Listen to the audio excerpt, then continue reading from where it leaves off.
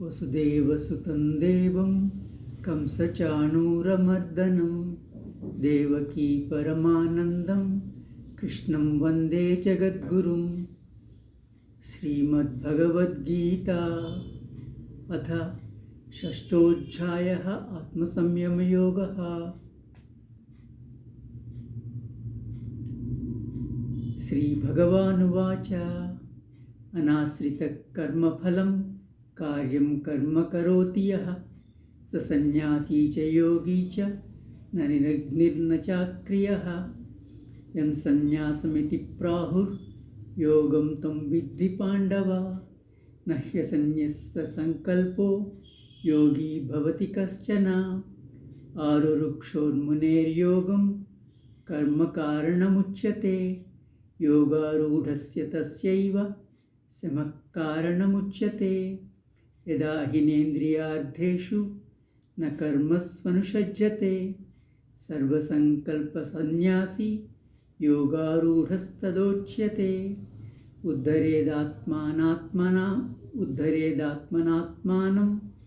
आत्मानात्मानम् अवसादयेत्। आत्मैव ह्यात्मनो बन्धुरात्मैव रिपुरात्मनः।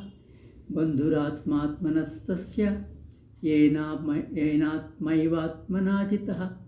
अनात्मनस्तु शत्रुत्वे वर्तेतात्मैव शत्रुवत्। जितात्मनः प्रशान्तस्य परमात्मा समाहितः। शीतोष्णसुखदुःखेषु तथा मानापमानयोः। ज्ञानविज्ञानतृप्तात्मा कूटस्थो विजितेन्द्रियः। युक्त इत्युच्यते योगी समलोष्टास्मकाञ्चनः।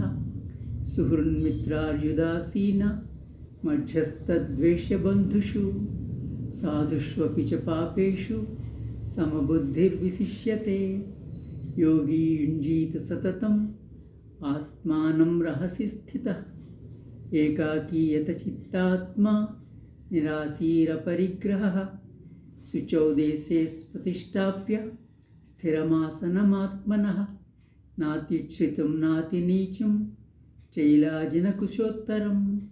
तत्रैकाग्रं मनः कृत्वा यतचित्तेन्द्रियक्रियः। उपविश्यासने युञ्ज्यात् योगमात्मविशुद्धये। समं कायशिरोग्रीवं धारयन्नचलं स्थिरः। सम्प्रेक्ष्य नासिकाग्रं स्वं दिशश्चानवलोकयन्। प्रशान्तात्मा विगतभिर्ब्रह्मचारिव्रते स्थितः। मनः संयम्य मच्चित्तो युक्त आसीत मत्परः। युञ्जन्नेवं सदात्मानं योगी नियतमानसः। शान्तिनिर्वाणपरमां मत्संस्थामधिगच्छति। नात्यस्नतस्तु योगोऽस्ति न चैकान्तमनस्रतः। न चातिस्वप्नशीलस्य जाग्रतो नैव चार्जुन। युक्ताहारविहारस्य युक्तचेष्टस्य कर्मसु। युक्तस्वप्नावबोधस्य योगो भवति दुःखः। यदा विनियतं चित्तम् आत्मन्येवावतिष्ठते। निःस्पृहः सर्वकामेभ्यो युक्त इत्युच्यते तदा। यथा दीपो निवातस्थो नेङ्गते सोपमा स्मृता। योगिनो यतचित्तस्य युञ्जतो योगमात्मनः। यत्रो परमते चित्तं निरुद्धं योगसेवया। यत्र चैवात्मनात्मानं पश्यन्नात्मनि तुष्यति। सुखमात्यन्तिकं यत्तद् बुद्धिग्राह्यमतीन्द्रियं। वेत्ति यत्र न चैवायं स्थितश्चलति तत्त्वतः। यल्लब्ध्वा चापरं लाभं मन्यते नाधिकं ततः। यस्मिन् स्थितो न दुःखेन गुरुणापि विचाल्यते। तं विद्या दुःखसंयोग-वियोगं योगसंज्ञितं। स निश्चयेन योक्तव्यो योगो निर्विण्णचेतसा। संकल्पप्रभवान् कामान् त्यक्त्वा सर्वान् शेषतः। मनसैवेन्द्रियग्रामं विनियम्य समन्ततः। शनैरुपरमे बुद्ध्या धृतिगृहीतया आत्मसंस्थं मनः कृत्वा न किञ्चिदपि चिन्तयेत्। यतो यतो निश्चरति मनश्चञ्चलमस्थिरं ततस्ततो नियम्यैतद् आत्मन्येव वशं नयेत्। प्रशान्तमनसं ह्येनं योगिनं सुखमुत्तमम् उपैति शान्तरजसं ब्रह्मभूतमकल्मषं युञ्जन्नेवं सदात्मानं योगी विगतकल्मषः सुखेन ब्रह्मसंस्पर्शम् अत्यन्तं सुखमश्नुते। सर्वभूतस्थमात्मानं सर्वभूतानि चात्मनि ईक्षते योगयुक्तात्मा सर्वत्र समदर्शनः। यो मां पश्यति सर्वत्र सर्वं च मयि पश्यति तस्याहं न प्रणश्यामि स च मे न प्रणश्यति। सर्वभूतस्थितं यो मां भजत्येकत्वमास्थितः सर्वथा वर्तमानोऽपि स योगी मयि वर्तते। आत्मौपम्येन सर्वत्र समं पश्यति योऽर्जुन सुखं वा यदि वा दुःखं स योगी परमो मतः। अर्जुन उवाच योऽयं योगस्त्वया प्रोक्तः साम्येन मधुसूदन एतस्याहं न पश्यामि चञ्चलत्वा स्थितिं स्थिरां। चञ्चलं हि मनः कृष्ण प्रमादिबलवद्दृढं तस्याहं निग्रहं मन्ये वायोरिव सुदुष्करम्। श्रीभगवानुवाच असंशयं महाबाहो मनो दुर्निग्रहं चलम् अभ्यासेन तु कौन्तेय वैराग्येण च गृह्यते। श्रीभगवानुवाच असंशयं महाबाहो मनो दुर्निग्रहं चलम् अभ्यासेन तु कौन्तेय वैराग्येण च गृह्यते।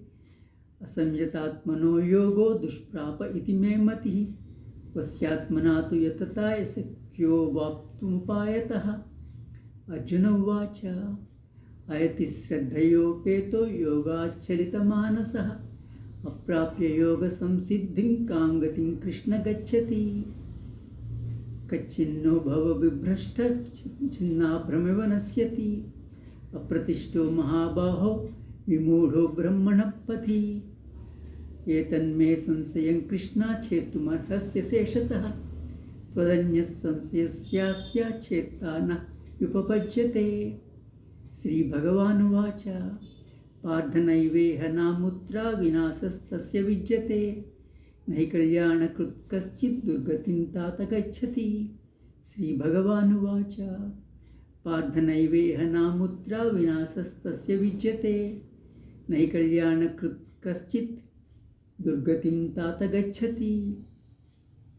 प्राप्य पुण्यकृतान् लोकान् मुषित्वा शाश्वती समाः शुचीनां श्रीमताङ्गेः योगभ्रष्टोऽभिजायते अथवा योगिनामेव कुले भवति धीमताम्। एतद्धि दुर्लभतरं लोके जन्म यदीदृशं तत्र तं बुद्धिसंयोगं लभते पौर्वदेहिकम् यतते च ततो भूयः संसिद्धौ कुरु नन्दन। पूर्वाभ्यासेन तेनैव ह्रियते ह्यवशोऽपि सः जिज्ञासुरपि योगस्य शब्दब्रह्माति वर्तते। प्रयत्नाजतमानस्तु योगी संशुद्धकिल्बिषः अनेकजन्मसंसिद्धः ततो याति परां गतिम्। तपस्विभ्योऽधिको योगी ज्ञानिभ्योऽपि मतोऽधिकः कर्मिभ्यश्चाधिको योगी तस्माद् योगी भवार्जुन। योगिनामपि सर्वेषां मद्गतेनान्तरात्मना श्रद्धावान् भजते यो मां समे युक्ततमो मतः। ओम तत्सदिति श्रीमद्भगवद्गीतासु उपनिषत्सु ब्रह्मविद्यायां योगशास्त्रे श्रीकृष्णार्जुनसंवादे आत्मसंयमयोगो नाम षष्ठोऽध्यायः। श्रीकृष्णार्पणमस्तु। ओम योगेशं सच्चिदानन्दं वासुदेवं व्रजप्रियं धर्मसंस्थापकं वीरं कृष्णं वन्दे जगद्गुरुम्। ओम श्रीकृष्णं वन्दे जगद्गुरुम्।